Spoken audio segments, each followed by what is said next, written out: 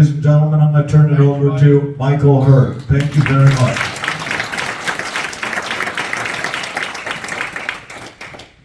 Thank you, Nate. How's everyone doing out here? How's everyone doing?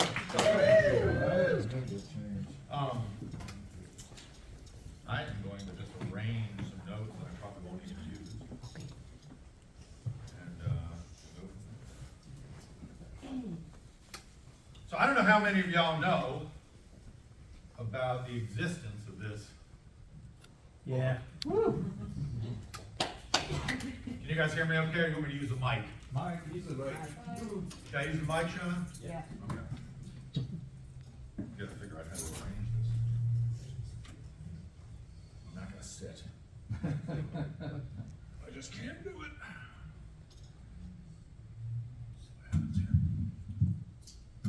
Okay, how's that? Yeah. Is that too loud? No. So I spoke at the last shakeup. Beck had me, was generous enough to have me in this room, talking about this book that Billy Miller, the late and great Billy Miller from Norton Records, his book, and I had been working on at the time for, I mean, all said and done, it was 10 years of pretty much constant work, and unfortunately Billy passed away 4 years before the book came out.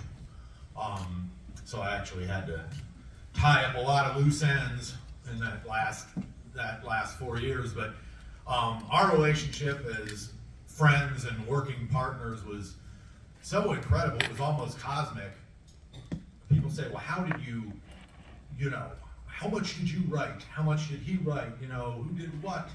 You know, at first when we decided to do the project, we kind of took chunks of things that we split up, and we would each, okay, you're gonna interview this list of guys, I'm gonna interview this list of guys, we're gonna do some basic stuff on this or that.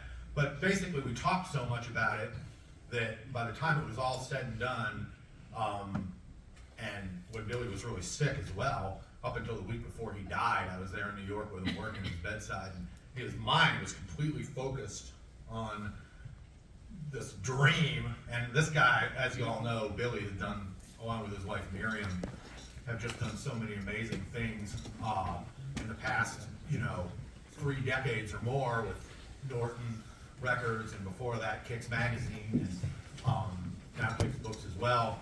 And so for him to, for this to be his final testament to the world, I mean, I think he would be very proud of how it turned out, but he also, this story was so important to him that I feel, even though I wish he was here to see it, and wish he was here with me speaking today, I just feel that this was, if there was going to be a final exclamation point on the man's life and his work, this was deserving of being that thing. But, after he was gone, it was kind of like he was still here. Because, if I had to write a sentence or a paragraph or half a chapter or finish or polish up something we worked on before, we had basically talked about it so much that I had it all laid out in my mind exactly what needed to be said. So it was almost like we were writing together even after he was no longer on this mortal coil. And I'm very pleased with how it came out.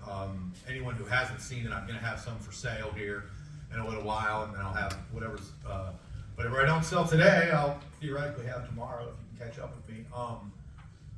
But if you haven't gotten to take a look at it, I'll put you through a little bit. If you can see, we got the maps of Detroit in the front and the back here. Pre-freeway Detroit, post-freeway Detroit. And the freeway is destroying the city and cutting up the city and separating cultures and people are a big part of the theme in this book. But as you can see, the way we did it is we laid it out almost like a magazine, and with pictures and record label shots and scraps of ephemera, anything we can get our hands on. There's a church key bottle opener in here that we took a photo of and put in there from this killer bar on 3rd Avenue right across from Fortune, some of the hillbilly people played at. But we just wanted to try to do not only the best tribute to Fortune Records, but also the best tribute to Detroit that we could, and also just the best music book we could. And to do that, our publisher, Miriam, Billy's wife, basically said, you guys, more is more, like whatever you want to do. We will go as far, and damn the expense, hence the $100 price tag, whatever, we're gonna print it in the USA, and we are gonna make this thing, basically like no music book that's ever been done before, something to the effect of that. My friend Jason Thornton, who's outside selling records, did a Philly Soul book. It was actually it's a little bit bigger than this. This is almost 6 pounds, his I think was 7. That's the only book I've ever really seen that, and it came out about 2 years before ours, that actually sort of took on that. And I know there are others, Toshin's done some things and whatever, but I feel like this is the kind of, the music stories, these stories that these people need to live. And I feel like so much of the time, if you just have a small book or something that doesn't have enough photos, I mean, it's like I wanted the story, and Billy as well, we wanted the story to be told multiple ways. So, you can just look at the pictures. I try to tell people, don't be intimidated. You could start anywhere. Each chapter stands on its own. You could read it from the beginning to the end if you want. There is a story arc there, and whatever, and things refer back and forward, etc. But you could just almost open it up. The goal is that you could just open it up to any page and find something funny, tragic, emotional. I mean, in other words, there's going to be a great story hopefully on every page. Because we wanted to make it accessible for people, because so much of the time, as y'all know, all us underground weirdos that are into all these old records and the musicians who made them and the stories of all these folks, it gets, it's hard for people that aren't just completely obsessed, or as my good friend Deke Dickerson told me years ago, I mean, we're just total geeks, Other people, it's like, they just are almost in fear, or maybe aren't even equipped, their mind's not wired to go as insane as us, and try to find these stories out. But at the same time, I've always felt that this stuff should be shared. So my goal is to never mind just selling it to the people who already know about Fortune or already love Detroit or whatever. How about people that have never heard of it, And that's sort of one of the things that Billy and me talked a lot about, was let's make sure that this book is something that can be read by an academic person, and there's groundbreaking information in there, but it's also something that can be picked up by anyone, and literally the stories can stand on their own, even if you've never heard a single Fortune record. So we basically interviewed as many people as we could, just ran down as many people, and it was incredible. A little bit of background on Fortune Records and our obsession with it. It was labeled to start in 1946 by Jack and Devorah Brown, who were a Jewish couple, very eccentric people who lived in Detroit. They were from other places. She was from Belarus, and he was originally, I believe, from Pittsburgh, but they met each other in Cleveland and got married and moved to Detroit. And Jack was sort of the jack of all trades. He did all kinds of different jobs, but he was an accountant in the 30s and early 40s, and Devorah was always writing songs and mainly writing poems. And she wanted an avenue for her lyrics, and so they decided, well, okay, there was a burgeoning sheet music business that had been in Detroit in the teens and 20s back, and even going back to the 1800s when they had the piano rolls.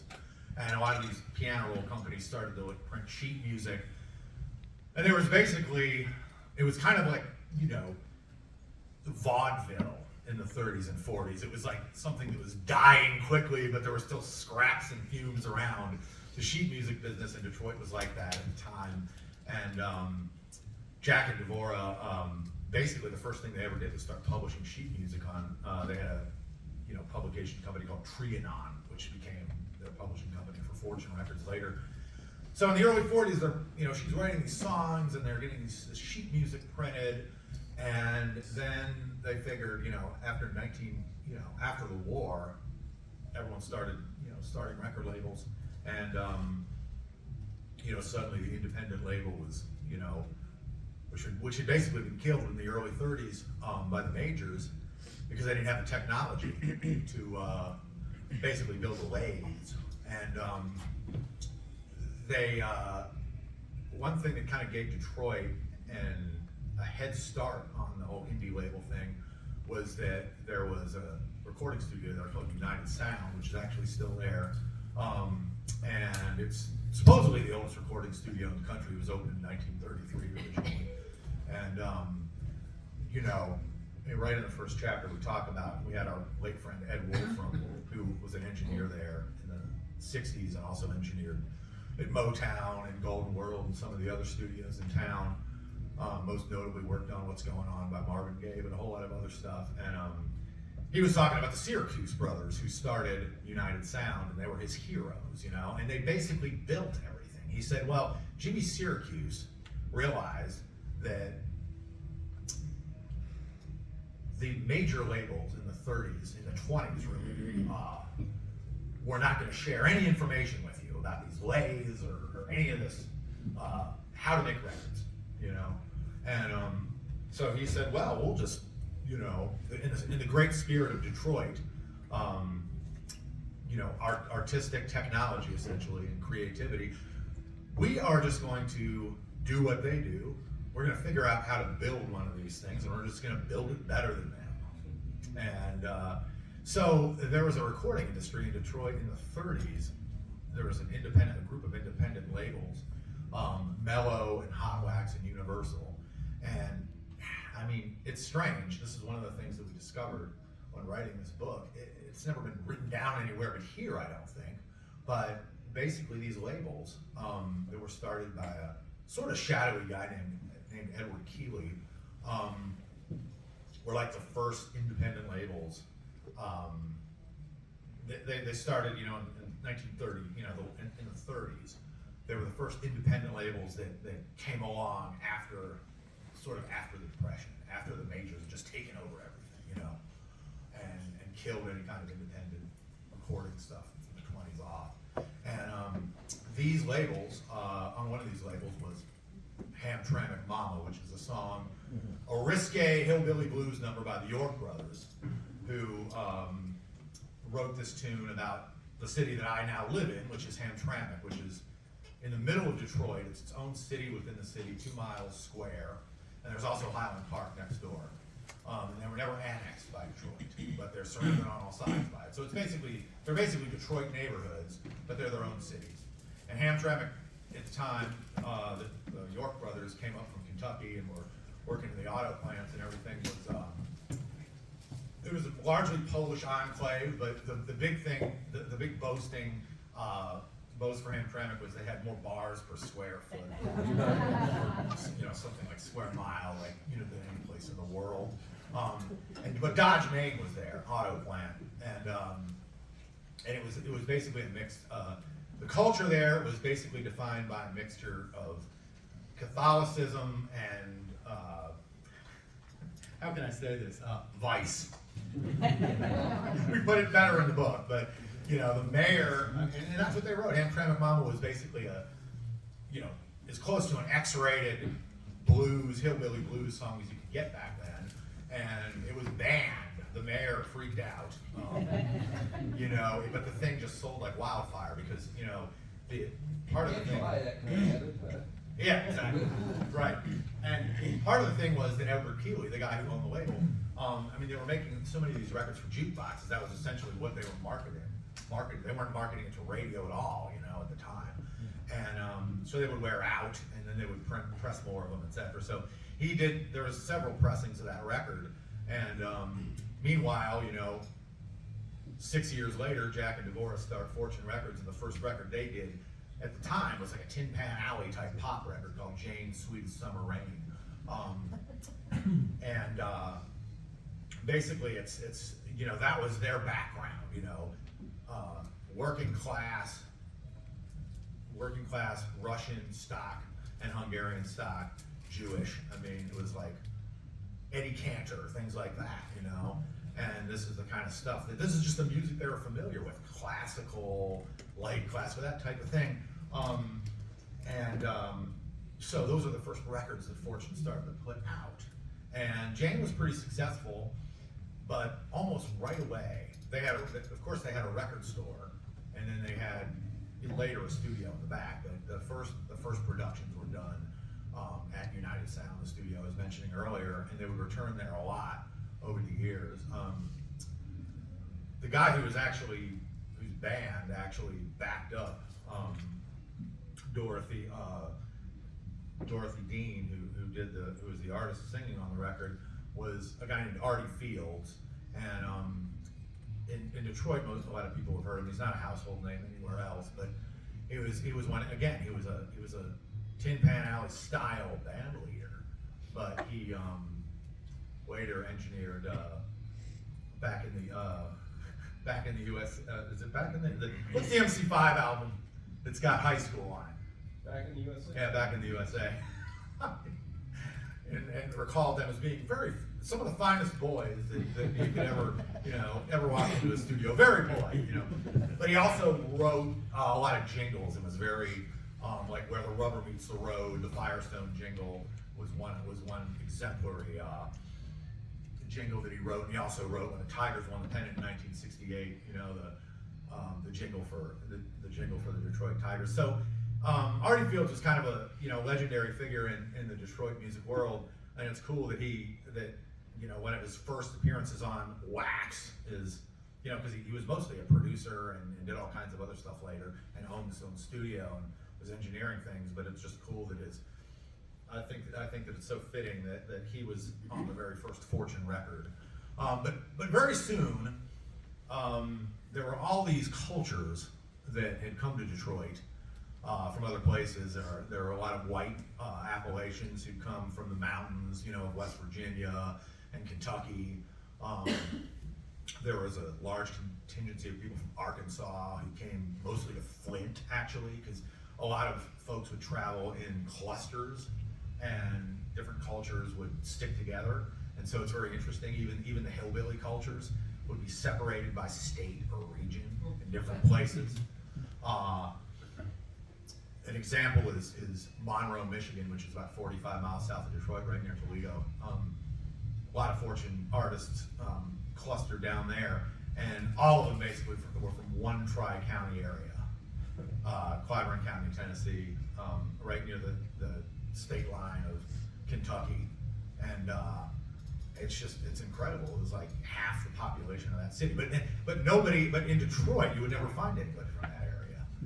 Even back then, it was very strange, very interesting. And we discovered this there were so many things that were revealed to us once we started the book. At first it was like, okay, Fortune Records, some of the most primitive, unique, weird, and cool records that we've ever heard. And that's how we got into them. Andre Williams, Nolan Strong, the ethereal Nolan Strong, the crude and low down, Andre Williams, and then of course the cataclysmic and explosive Nathaniel Mayer. Andre and Nolan were first, Nathaniel came a little later, but they were Fortune's big three. They're the guys that when you are outside looking through records at the record fair, Andre Williams, the Greasy Chicken, Jailmate, it's out there right now, Nathaniel Mayer, Village of Love for $1. Cool, okay, put the needle, oh my God, what's this? It's just mind-blowing, it sounds like the speakers are gonna explode.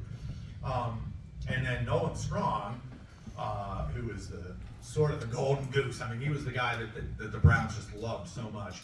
Had this very high voice that was almost sounded like a woman. High tenors in the style of Clyde McPhatter and those guys at the time, but he just had an almost ethereal delivery that just sounded otherworldly. And Smokey Robinson always cites him as like one of his very, very, not only very main influences, but actually the first recording Smokey ever did was a cover of Nolan Strong's song with his first group, The Chimes. So those are the records, those are the artists that you first hear about, and that Billy and I first heard about. But then we started,